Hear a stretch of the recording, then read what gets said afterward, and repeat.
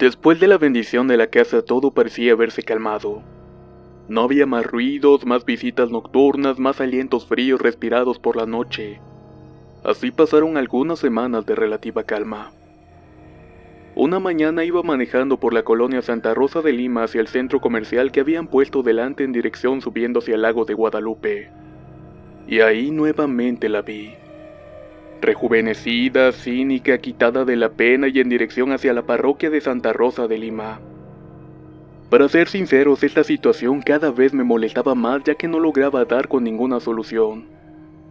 Posteriormente de noche la vi caminando en el parque que está en la colonia Ensueños. Esta vez decidí seguirla cautelosamente ya que parecía no haberse percatado de mi presencia. Así que paré mi carro y me dispuse a observarla. Se acercó a un kiosco frente a una primaria. Ahí enfrente empezó a rezar o a hacer una serie de movimientos lentos frente a la escuela. Tenía sus manos en posición supina y posteriormente a eso eructaba como si estuviese, o más bien como si hubiese comido algo y eructaba satisfecha. Me dispuse con toda la voluntad del mundo a bajarme del carro y ejecutarla en ese instante, pero como si algo hubiese adivinado mis intenciones, de repente aparecieron esos dos perros, los mismos de la vez que la tiré.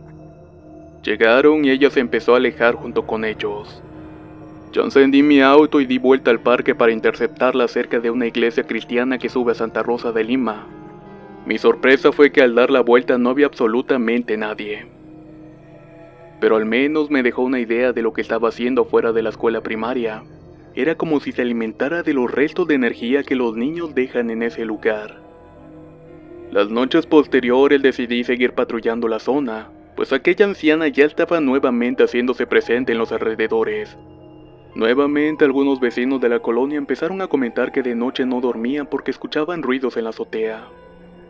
Salí a patrullar primero a las 12 y luego ya entrada la madrugada como a las 2 o las 3. Volvía muy tarde sin éxito alguno. Lo más curioso es que sentía que era mi deber proteger. Probablemente se preguntarán a quiénes, pues a mis primos y a todas esas personas que sin importar quiénes fueran me preocupaban ya que al final no dejaban de ser humanos como yo. Pero créanme que en un caso así a veces no importa nada más que saber que estás haciendo lo correcto. Aunque no entiendo por qué el universo me había escogido a mí para jugar al cazavampiros conmigo. Seguí patrullando por un largo tiempo y bueno, algunas veces vi cosas terribles que pondrían los pelos de punta a cualquiera.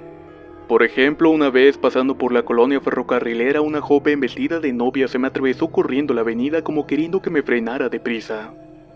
Y de pronto al voltear ya no había nadie. Otra vez vi volar una especie de pañuelos negros de un árbol a otro entrando en la colonia Tlamica, a la cual varias veces llegué a entrar con el afán de descubrir otras brujas o dónde vivían, pero siempre se perdían en los campos abiertos o lugares más oscuros. Una vez inclusive llegando a la casa me sucedió algo que congelaría a cualquier persona, y es que estaba lloviendo. Era el mes de junio y salí corriendo de mi carro. Cuando al entrar en mi casa y saludar recordé que había olvidado mi celular dentro de este. Le dije a mi primo que antes de bañarme saldría a recoger el celular ya que este era nuevo, y como tenía batería al sonar encendería la pantalla, lo cual llamaría la atención de cualquier maleante que pasara por ahí. Mi primo me pidió que esperara ya que la lluvia había arreciado. Esperó unos minutos y al ver que se me hacía más tarde me desesperé y salí a la calle. Al abrir mi carro la puerta se cerró detrás de mí con un azotón el cual llamó la atención de mi primo quien encendió la luz de la recámara. Yo lo noté así que pensé que debía de apurarme puesto que ya lo había despertado. De pronto al fondo de la calle vi a lo lejos que se acercaba una neblina densa, y cuando me percaté esta envolvía gran parte de la calle.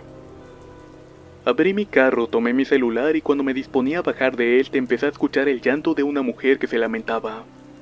Salió de entre la neblina y vi que llevaba el cabello mojado.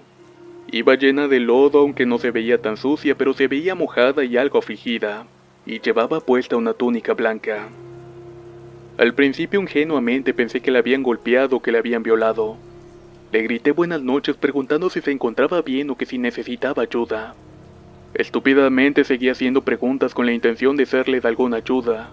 Pensé que si en efecto la habían agredido, la debía de ayudar de alguna manera. Ella solo me miró y después siguió su marcha quejándose. Me molesté mucho y decidí entrar a mi casa.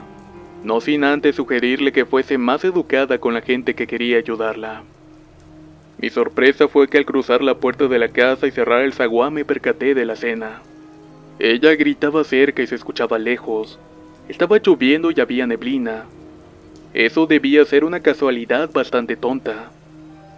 Al entrar en la casa subí corriendo las escaleras y me topé con mi primo en el pasillo, que me dijo que qué era lo que estaba pensando, que qué estaba haciendo allá afuera con esa mujer. En eso se escuchó un lamento muy fuerte. Los dos al mismo tiempo entramos en cuenta de quién se trataba. Mi primo me empezó a gritar cuantas cosas se le ocurrieron. Me dijo que ya era suficiente de que me estuviera exponiendo así, que ni cuenta me estaba dando de lo que sucedía a mi alrededor y que eso debía de terminar. Me dijo que esta vez había sido un espectro, pero ¿qué sería la próxima vez? Que me estaba arriesgando demasiado, a lo que yo solamente le contesté que no pensaba quitar ningún dedo del renglón. Ella había empezado y no pensaba dejar las cosas solo porque sí, y no después de saber las cosas que hacía con los niños y las demás personas. El que no viniera a la casa no significaba de que no estuviera sucediendo nada.